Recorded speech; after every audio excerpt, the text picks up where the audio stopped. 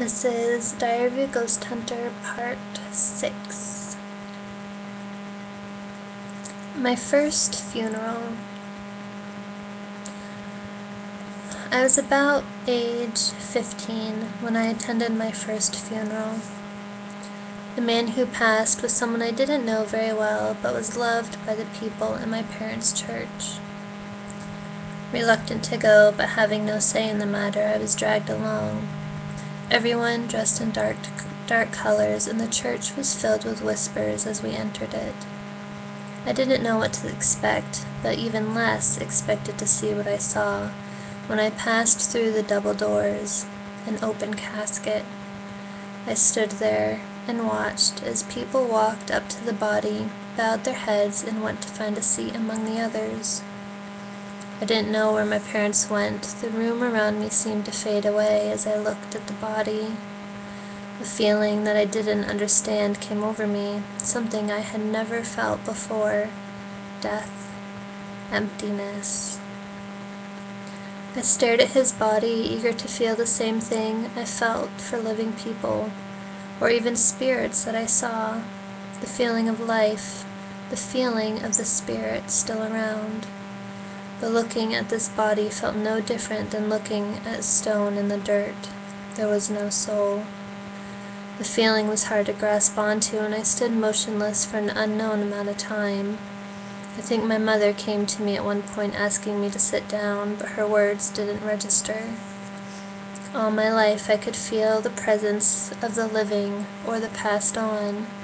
The feeling of life was like the constant pulse of electricity, constantly feeling it around me, but nothing came from this cold, gray body with pink painted cheeks that laid comfortably in the coffin 7 feet away from me.